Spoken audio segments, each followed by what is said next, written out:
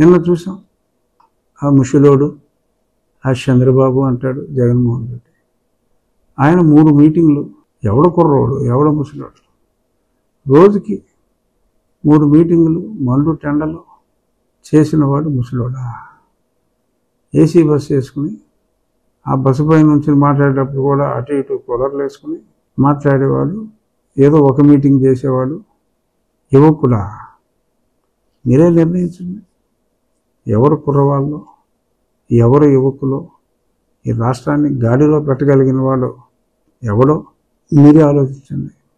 పవన్ కళ్యాణ్ గారు కూటమి కలవాలి, కూటమి గెలవాలి అని ఆయన కూడా అవిశ్రాంత పోరాటం చేస్తున్నారు. మరి నేను ఒంట్లో బాగపోతే మరి హైదరాబాద్కి వచ్చి ఇమీడియట్గా మళ్ళీ ప్రజాక్షేత్రంలో ఉండాలి.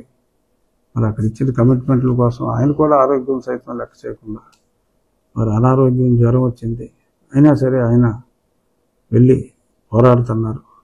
తప్పకుండా నాకు, ఎందుకంటే నా లక్ష్యం ఒకటే, జగన్మోహన్ రెడ్డిని ఓడించాలి. ఆ లక్ష్యంతోనే నేను ఇన్నాళ్ళు నా ప్రాణాలకు తెగించి ఉన్నా. ఈ ఎలక్షన్ కూడా జగన్మోహన్ రెడ్డి కావాలా, జగన్మోహన్ రెడ్డి వద్దా అనే ఎలక్షనే. పవన్ కళ్యాణ్ గారు కూడా జగన్మోహన్ రెడ్డి వద్దు, ఇతన్ని వదిలించాలి అనే ఉద్దేశంతోనే ఆయన ప్రజాభిమానం ఎంతగా ఉన్నా కూడా ఎక్కడ నెగ్గాలో కాదు, ఎక్కడ తగ్గాలో తెలియాలనే ఉద్దేశంతో చంద్రబాబు నాయుడు గారితో చేయి కలిపి భారతీయ జనతా పార్టీ కూడా కలవాలని మరి ఆయన కూడా పోరాడారు. ఆయన తెరపై పోరాడారు. అంటే తెరపై అంటే అందరికీ తెలిసేలాగా. తెలియకుండా నేను ఎన్ని రోజులు ఢిల్లీలో గడిపానో నాకు తెలుసు. కానీ కడుపు తెచ్చుకుంటే కాళ్ళ మీద పడుతుంది.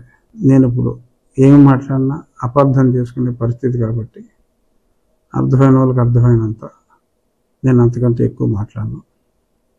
ఖచ్చితంగా కూటమి గెలవాలి, జగన్మోహన్ రెడ్డి పోవాలి, చంద్రబాబు నాయుడు గారి రాష్ట్రానికి ముఖ్యమంత్రి కావాలి అనే ఉద్దేశంతోనే నేను జగన్మోహన్ రెడ్డి మీద ఈ రోజుకి కూడా సుప్రీంకోర్టులో నేను పోరాడుతున్నా. ప్రజల మీద నాకున్న విశ్వాసంతో, అంటే ప్రజలకి హాని జరుగుతుంది, నా వంతు పాత్ర నేను పోషించాలి అనే ఉద్దేశంతోనే నేను ఏ పార్టీ సభ్యుడు కాకపోయినా ఇప్పుడు ఉన్నది జగన్ని వదిలించాలి అని కలిసిన కూటమి. వీళ్ళు నెగ్గాలని కాదు, జగన్ను వదిలించాలి, రాష్ట్రానికి మంచి జరగాలి అని కలిసిన కూటమి. జగన్ను వదిలించడానికి ఎవరు ఎంత కృషి చేశారో, పార్టీలుండి 50 లక్షల మంది సభ్యులుండి కృషి చేయటం ఎస్ గ్రేటే. కానీ ఒంటరిగా నేను, నా నాన్నమ్మ గారు చనిపోయినా కూడా నా ఊరికి నేను వెళ్ళలేని దుస్థితిలో, నా కాన్స్టిట్యున్సీలో ప్రధానమంత్రి వచ్చిన భారతదేశంలో ఇప్పుడు దాకా ఎప్పుడూ ఇటువంటి ప్రోటోకాల్ వైలేషన్ జరగలేదు.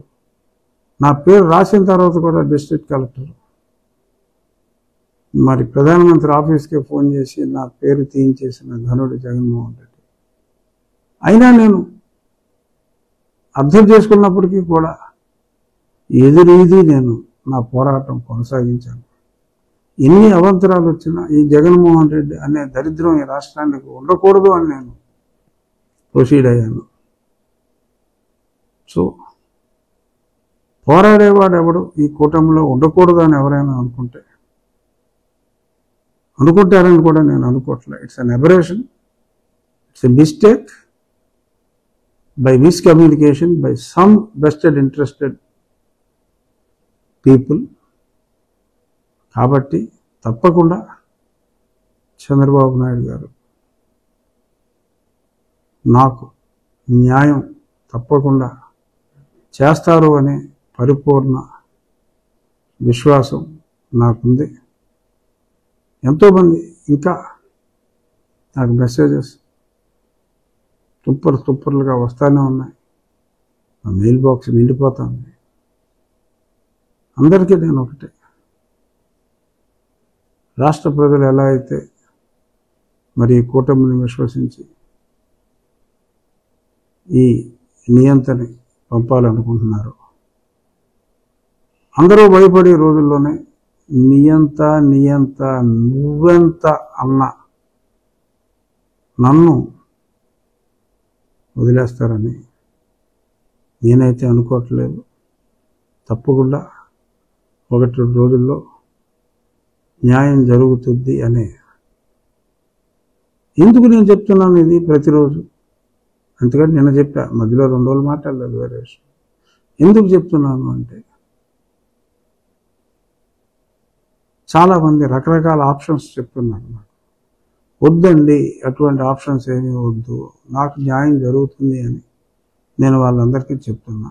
అదే విషయం మీడియా ముఖంగా కూడా నేను చెప్తున్నా. చూద్దాం ఏమవుతుందో చూద్దాం. ఎవరైతే నా గురించి మరి ప్రార్థనలు చేస్తున్నారో నేను కూడా అదే కోరిక కోరుకుంటున్నాను. చూద్దాం.